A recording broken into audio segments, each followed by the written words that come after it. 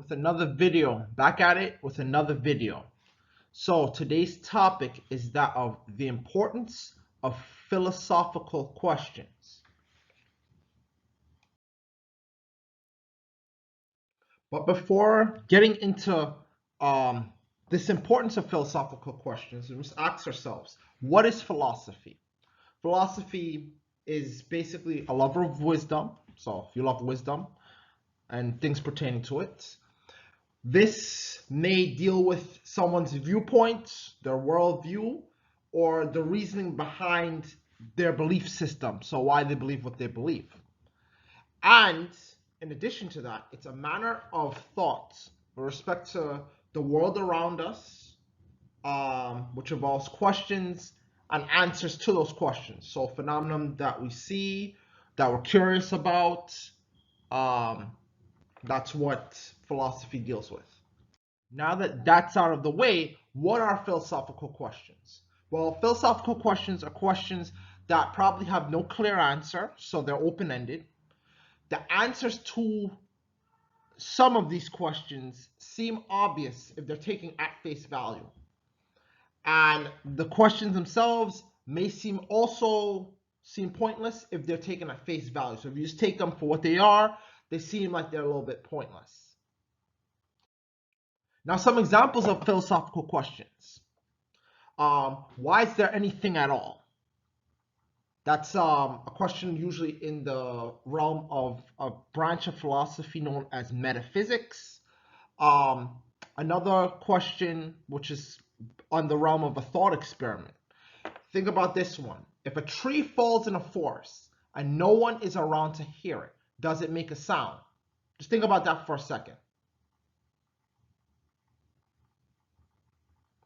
All right. Another example of a philosophical question: what is the meaning to life? What is knowledge? What is justice? What is beauty? What do these things mean to you? What do you think of these? What do these questions make you think of? There's several questions within this vein, much like this.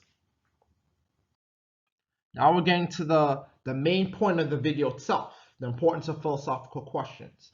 So, how their importance mainly boils down to how are they used. So how can the philosophical questions themselves be used? Well, they can act as a verbal ink blot.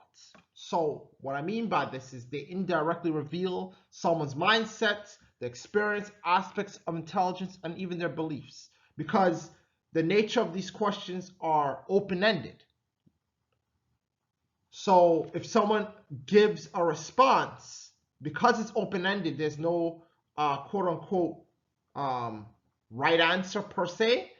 It's the response they give is going to come from, they're going to have to add their imagination, their perspective to that answer. From there, you can follow up with further questions, more specific questions, to confirm your suspicion of their mindset, experience, intelligence, beliefs. To a certain extent, these questions of this nature are used on interviews.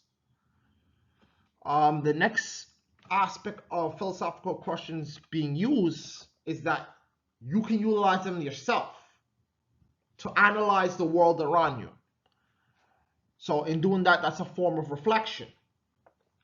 In doing so, you can develop a measure to combat certain things, to better deal with certain things, and so forth, which would be a form of a framework. And then when you do that, you can act up, that can give you better direction to act upon.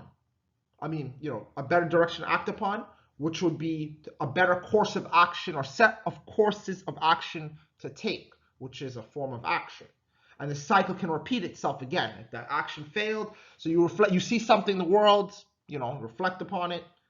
You decide, hey, this seems to work, this doesn't work, let's try this theory out. You come up with a theory, an idea, a framework, and then you try to test out that theory, framework, action, and then based on the results of that action, that gives you information, which you can again reflect upon form another framework, and have a revised action said if said process the first time didn't produce desired results.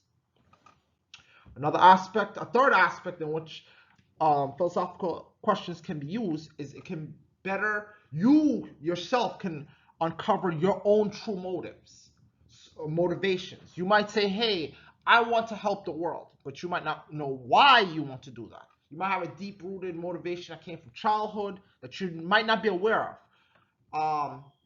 And things like this happen because our subconscious mind, things are buried deep in there, and it drives us. It's a drive that we have, and we're not aware of it consciously. So things of that, questions like these can bring these motivations and certain things that's embedded deep within us, possibly bring up to the surface on our own. Another aspect that it can be used is that you can see things, you yourself can see things, potentially see things more clearly for what they actually are. So you being more open-minded and not necessarily as closed-minded, which means you can probably have a better scope for seeing things, not black and white, but more gray. So it's not all people do this. These types of people do X, Y, and Z. It's more like maybe this individual had a certain circumstance that led them in a particular direction, and granted their circumstances were different, they could have been, their lives or situation could have been completely different, more nuanced. And a final aspect another fifth aspect that philosophical questions can be used is that it is, or is used, I should say, is one of the pillars that society itself was built on and continues today.